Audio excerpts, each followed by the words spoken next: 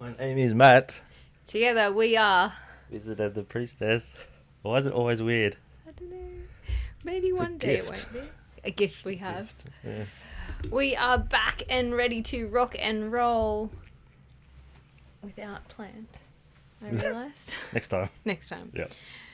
So today, Matt, I was just talking to Matt about the real potency that is or was the weeks that we're having as we're kind of traversing the portals and the eclipses and the season of which, as everything is shifting as we move into this new era with a few weeks ago Pluto went direct for the only time in our life, or the only time again in our lifetime, which meant that it brought all of the shadow up to the surface. And for me personally, it really took me back, and what it was kind of bringing up in one of the in my full moon circle we were sitting with the other night was the idea that all the things and all the work that we've traversed, I thought I'd finished that cycle. I thought I'd moved through a lot of things, and then it was coming back to the surface, these resurfacing. Yep. And it was almost like, no, you actually are not fully complete with this. And so then I had to really sit with that and sit in the fire of this discomfort. And then now it feels like it's really dissipated. And now I'm like, oh, okay. So for the layman out there, the eclipses, they represent change, like an astrological change. So how would you explain that to a young child? That whole mechanism, if you will. Take time.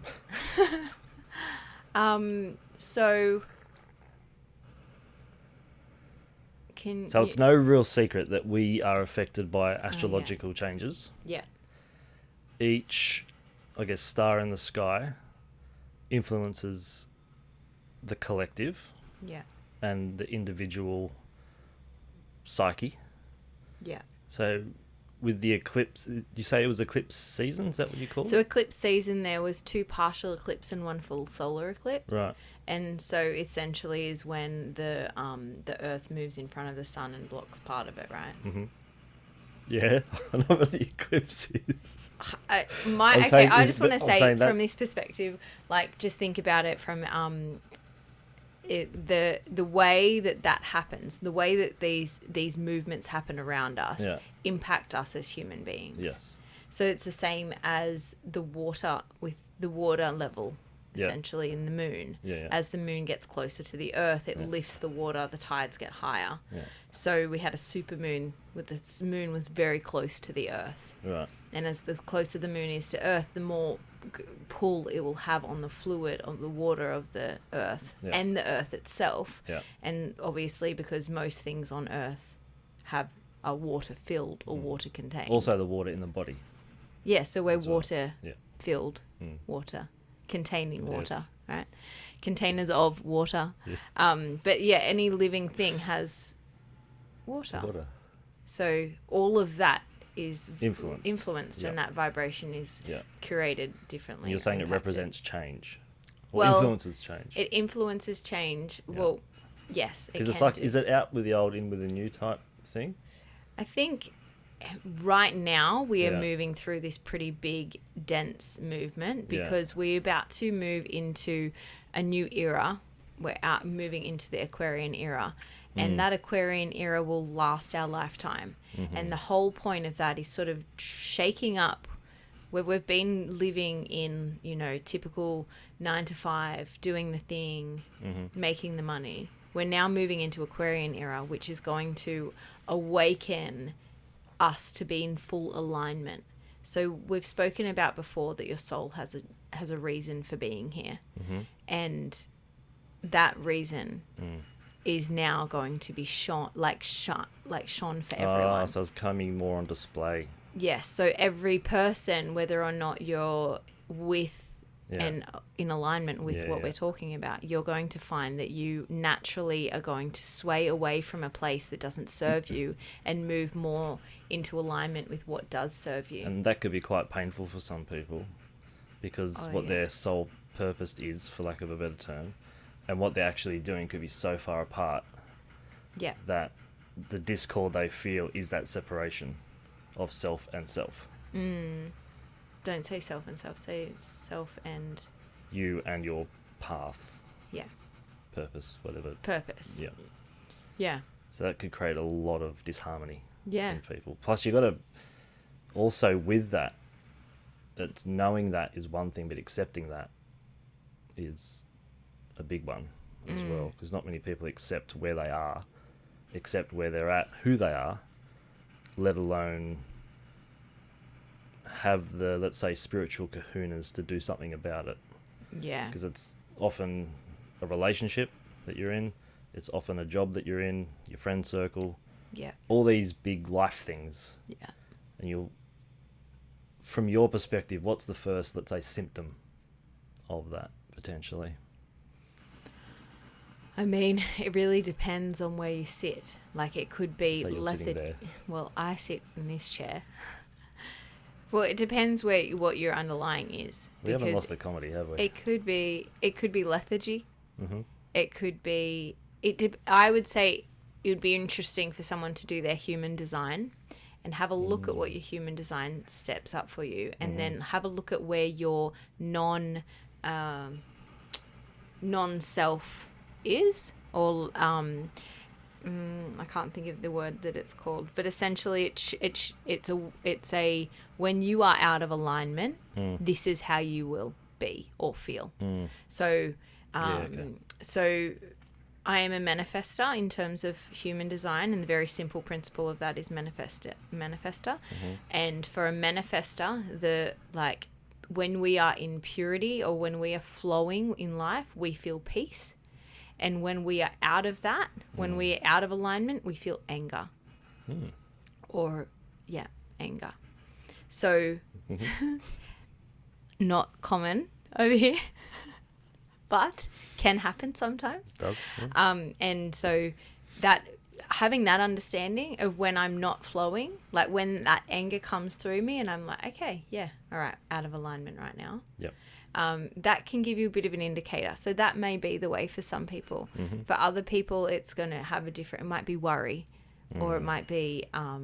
could be anxiety, could be... Yeah, depression. many different things. Yeah. But might not necessarily be a feeling. I think for, say, the collective at large that are not interconnected to themselves, their emotion, their feeling, and all those bits and pieces, likely they're going to have a symptom. And and it could be anger, frustration, stress. They're pretty clear indicators that you're not you're not flowing in the way that you should. You're like actually you're butting against something. You're creating friction, and in that friction you feel discomfort. Especially if it feels like it's out of nowhere. Yeah. As well, that's a good sign. Yeah. Yeah. Yeah, so either way, there's a lot of movement now that is going to kind of rattle and shake everything, set rockets alight to get you going and moving into alignment. So it's really a catalyst for change. Totally. And that catalyst for change should start to land as of November or mid-November, when there is another... So we've got... How long have we got? Oh, 5 weeks, 4 weeks. Okay. So you've got a month to get our asses into gear. Yeah, or maybe not, maybe you're already in gear and maybe you just got to keep on the trajectory that you're on. Yeah. But if there is, it's kind of being assertive over impulsive. That's specifically really for the full moon. So active and not reactive. Yes. Yeah. And assertive or not impulsive also works. Thank you. Thank you, Matt. How pedantic do we want to be today? I don't know. See, I told us to be... Feels like we've been away for a while. We need a plan here, I told you. Here's the plan. 2 words written on page. But what I wanted to kind of digress into was less about, okay, so that's all going on around us. That's over there, yep. Yeah, so that can impact or influence all of us. So if you're not in full alignment, and if you're feeling this shake, well, listen to that. So if you feel like shit, pay attention. Yeah. And then in that paying attention, work on feeling and trusting what direction you're being propelled in. Yeah, it's like, what do you pay attention to? What you feel called to do? Yeah. Or be or something? I'll give like you a that? really good example of this. Yesterday. I'll get comfy. I'll try and make it quick. Yesterday, I was in Bunnings because my daughter wanted to get some gardening gloves. And so we were walking around looking for gardening gloves. When we got to the gardening glove section, I was like, oh, you know what? So actually, she didn't want gardening gloves for it. She's created this garbage gobbler. Right. And so What's the garbage gobbler? it's literally a cardboard box that's been painted with a cord, and she pulls it and she collects rubbish in it. Okay. Yeah, anyway. So I was like, I want to get you some gloves because I don't want you just picking up rubbish just off wherever and it, being really Odd. peculiar. So I got her some gloves, and then I was like, oh, you know what? I wouldn't mind getting you a picker-upper thing. So you don't actually have to pick it up. You can use the picker-upper thing in case it's sharp or could cut her or dangerous, whatever. Anyway, we were walking around, and then I saw, walking down the aisle, and then I saw, oh, there's a watering can. And I'm like, oh, yeah, that's actually, you wouldn't mind a watering can for your garden. So I bought her a watering can. And while we were standing there collecting a watering can, there was this lady standing next to me. And all of that hadn't have happened. Like, all of those pieces were only, like, because of little seeds that had been planted through the day. Yeah. If that makes sense. Like, I was not going to get the gloves, and then I thought of it when we were driving home from a friend's place, and I was like, oh, we'll just duck into Bunnings. Yep. Then we got there, and we got to that next step, and then I was like, oh, remember that pickup thing that we saw at our friend's place? That's actually something. Let's keep searching for that.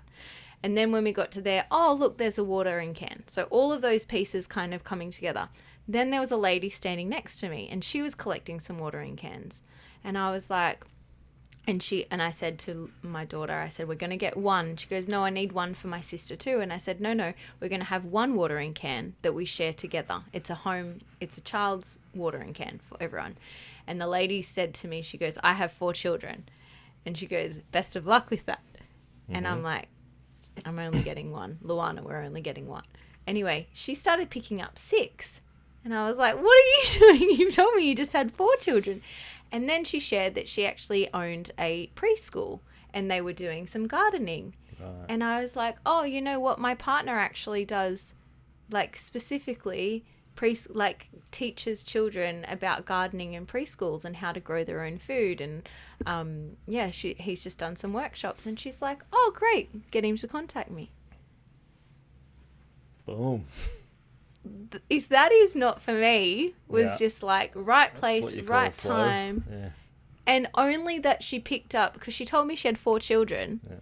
And I could have just let that go because she was picking up a lot. She had like 6 or 7 watering cans. And I was like, hang on a minute. What's this part of the parenting that I don't know? I'm going with 1 watering can for 3 children. Why are you getting 7 for 4?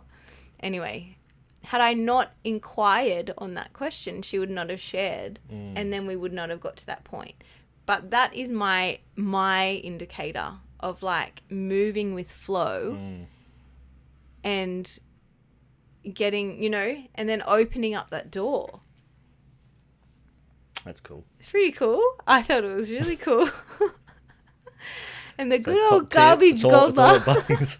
It's all Bunnings. Shout out. Pretty much. You want a sponsor? Do you want to sponsor us? How much? What will we get? Watering cans. Fertilizer. Absolutely. We could have got a plant while we're there. We could have probably got a plant. Maybe. No. I've got somewhere else we're going to get a plant from. Yeah. So, yes, I digress. Yes, we did. Flow, go with your flow. Yeah. That is obviously... So that's just really lowering resistance, isn't it? Yeah. Because you could have been rigid on, no, this is my target. Like, when I go into a shop, flow isn't what it would come. I know exactly where everything is, and I'm like, boom, boom, boom, out. Very efficient in the shop. Obviously doesn't have children. I don't have children, no.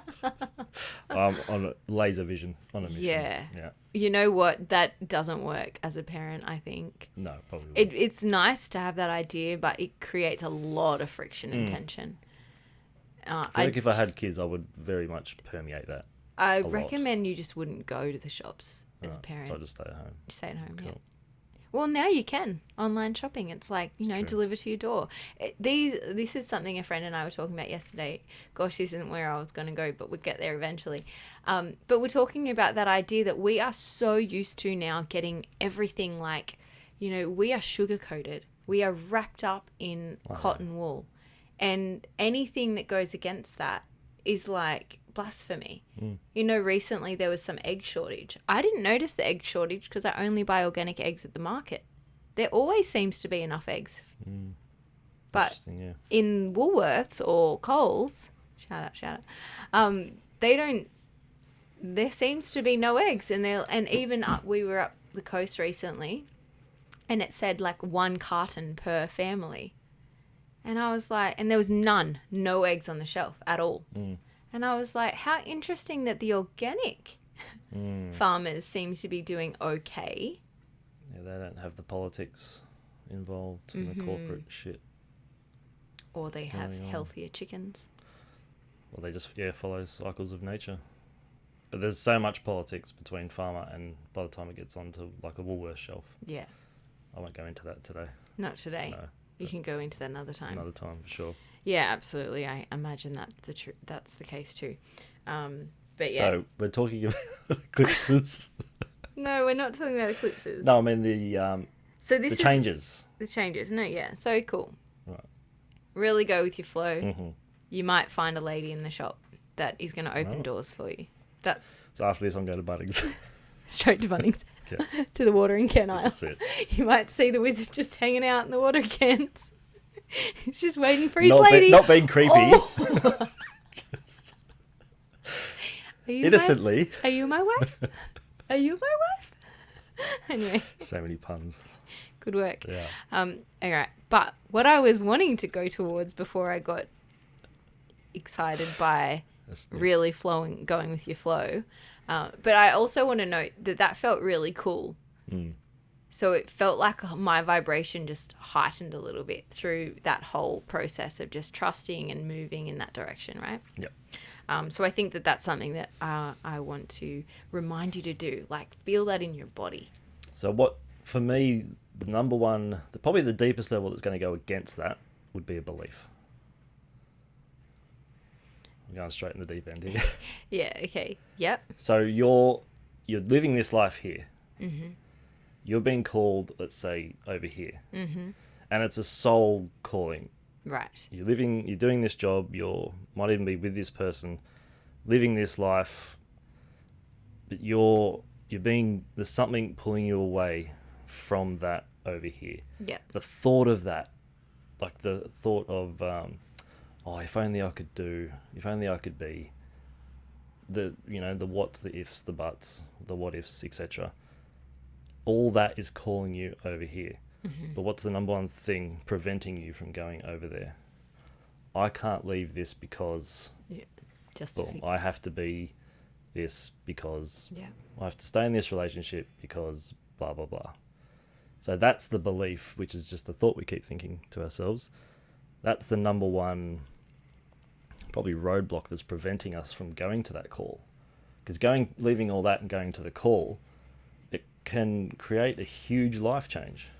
I went through it with the ex-fiance, and I'll tell you what, if you want a dark night of the soul, do that. But the feeling that you get from following your heart and soul and that calling, as you said, it's just the, oh my God, how cool was that type thing. Not that was fun, but hopefully you get what I'm trying to say. I understand what you're saying, and I think I want to pull this apart a little bit more and dig into your wizardry brain a little bit and think about it. So from my perspective, that movement that I took was all based on intuition. Mm-hmm. So I just kept following the flow.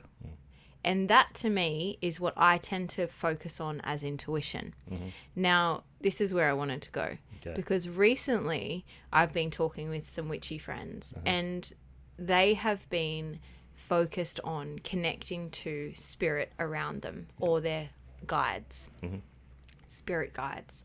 And my perspective on that is I'm like, that's really cool and I'm very, very open to that. But I find for me personally that the guidance just comes, and if I'm in flow, it's there.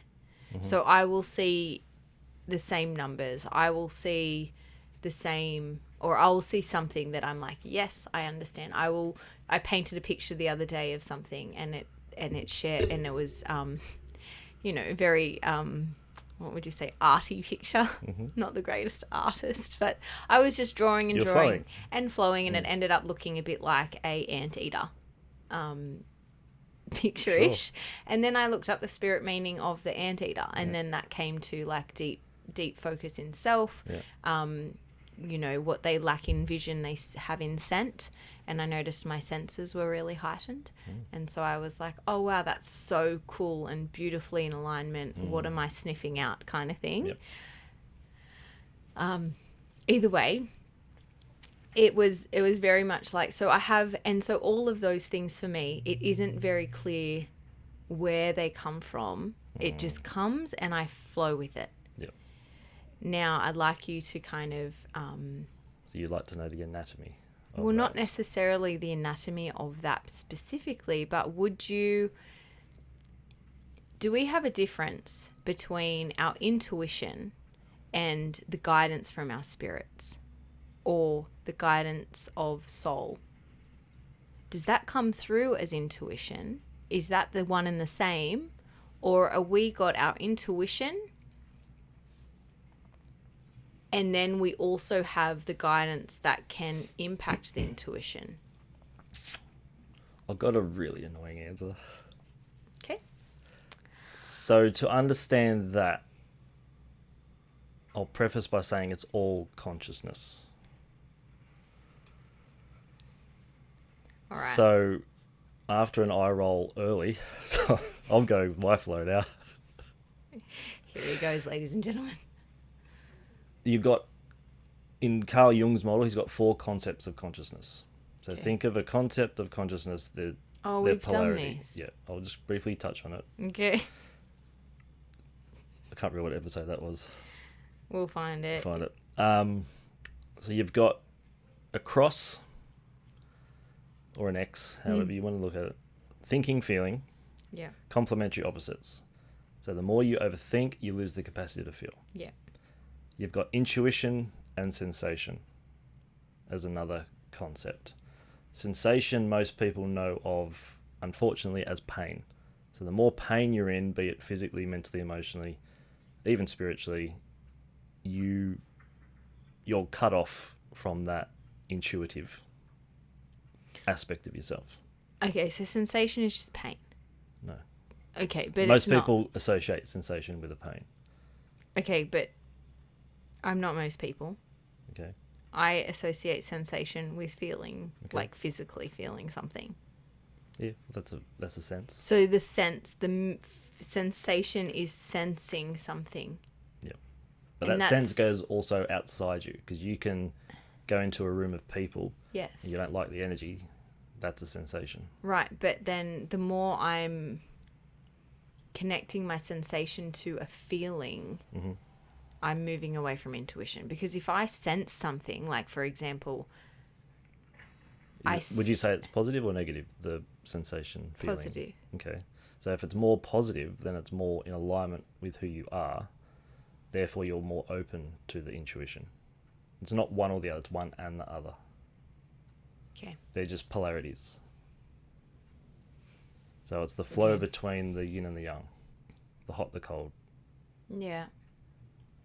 So I want to be warm. So with that, that's the vortex that you've created. In the warmth. Yes. Between the hot and cold. Sure. Well, that's what it is, like that mixing. Yeah. That's essentially the middle part. It's your balance point of balance point, the fulcrum. Your ideal temperature. I've been wanting to say that word. Fulcrum. Okay. Do you remember learning that? Yeah. No. The fulcrum. So you've got the balance beam and the fulcrum's that peak and that point in the middle. Yeah. That's what we're talking about. The fulcrum. For everyone. So we know that as the insular cortex in anatomy. I won't go there just yet. Insular cortex. I'll just add him down. Part of the brain that does that. Insular. Where was I up to before I was rudely interrupted? The warmth. The warmth, yes. So we're in the warmth. So when Or the fulcrum. when you're fulcruming, that's when you're in the flow of the thinking, feeling, intuition, sensation.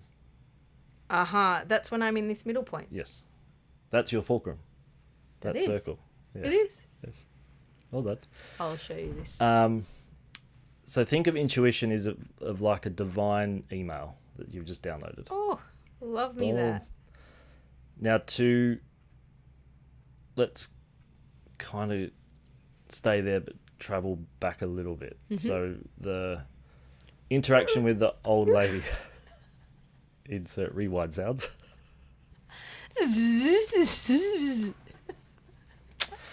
Going with the flow. Fulcruming. So you've created that, essentially. Fulcrum. You've created that for yourself. Yep. So the Divine order, email. Yep. I wrote it. Mm-hmm. Well, if we all come from a single point of consciousness, how can you not? I'll get there. Yes. I'll get there in my own way. So, the order of creation is essentially thought, word, deed. Yes. The deed is what you created. The words set up the sound vibration momentum, you could say. But it originated from a thought on some level. Likely it's likely not conscious, but it came from somewhere, didn't it? Yeah. So it came from... You mean my thought or my... I'll go into that in a second. Hang on. You talking about my thought? Yeah. Or my words? Thought. Okay, so the thought was thought then splits to conscious, unconscious? It comes from the unconscious It's always unconscious. first. So we're not aware of it. So this is where people might need to listen to this at least 75 times. No, just one time, Matt. Okay. Make it clear and So concise. we're talking creation. Now I think it was episode 8. We talked about how creation. Oh, yeah. So it essentially comes, if you trace it all the way back, intelligent infinity. Oh, yeah. That expands itself into what we would call a logos.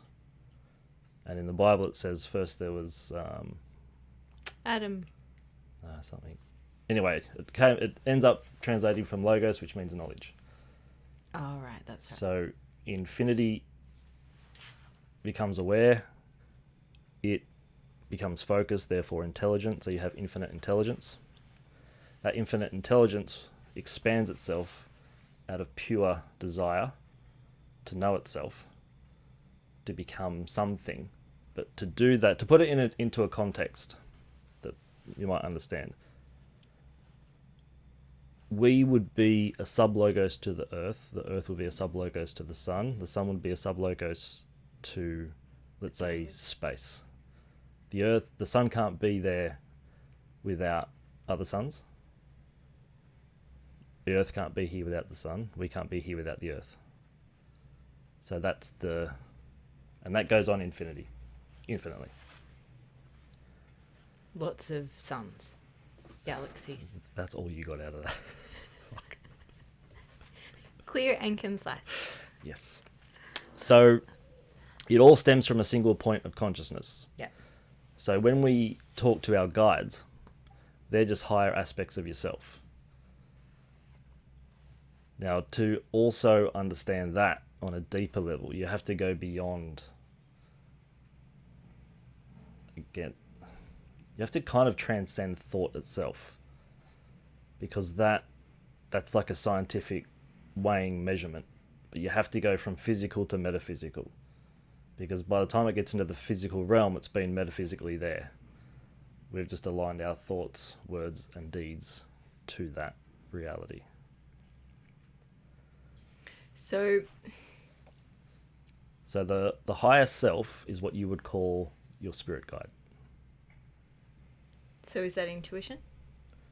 It sends you, I'd say it would send you little hints every now and then, which you would call intuition. Okay. So when I did like that, okay. So recently I've been listening to a few different podcasts, and they start to deeply dive into like where you go to the 3D, 4D, 5D, 6D Are you into that? Can go into that if you want. Is that what we're... Is that where we're talking? They're talking about dimensions. There's dimensions and densities. Is dimension different to density? Yes, no. A dimension is a plane of reality. So first dimension would be a single line. Yeah. Second would be lines joining. Yeah. So think of a square, let's say. On a page of paper. Yep. 2D. 2D Yeah. is a square. Third dimension would be a cube. Fourth dimension would be a tesseract. Hang on. What? So a tesseract is to a cube what cube is to a square. Okay, yeah, just that next step. And then it goes on and on and on and on. Depending who you listen to and what you read, there's anywhere from 7 to, I think, the latest I heard was about 24 different dimensions. Then you've got the densities, which is more of a Ra concept. So who's Ra? Ra is, Ella Research did transcendental channeling, I think it's called. And they contacted a social memory complex of those who referred to themselves as Ra. They're 6 density entities. So just to give you an example, a density is more of a plane of consciousness. First density being that of earth, air, water, fire. So the elements that we know of. Second would be consciousness starts to move. So anything from bacteria to an animal to plant, tree life. Isn't that part of the elements? Well, it's all made up of the elements, right? So when you go from first density to second density, you transcend and include the previous. Oh, right. So they're all made of each. Then third density, which we currently are moving out of, is consciousness getting to know itself. So it's aware that it's becoming aware. From there, we're actually is moving... that humans? Yeah. So that's actually... Well, we've got third density bodies. Oh, yeah. But we're moving into a fourth density, which is more about love and compassion. So knowing who you are yourself, but then moving into that consciousness of more love and compassion. Then the fifth density is light and wisdom. Sixth is the unifying, where paradoxes are solved. Then seventh is a conglomeration of all of those put together. Loosely correlates to the chakras. So those densities are mixed in with those dimensions, you could say. So a higher density being could walk through all dimensions simultaneously. But we're in this current illusion where that's not possible with the laws of physics that we bind are governed ourselves by. to. Yeah. That's why Nikola Tesla said, if you really want to understand science, go metaphysical. Which would be above the fourth? Fourth density. and above, yeah. Okay, yeah. So simple. Simple, I can grasp that. So in other words, your guides would be that of 6th or 7th density, talking to you in third. But it's really, as again, we come from the same point of consciousness. It's just the higher you talking to you. The vehicle and mechanism by which it does that we call intuition. But it's never going to... So my guides are my intuition. Yep. Thanks, Matt. Fuck.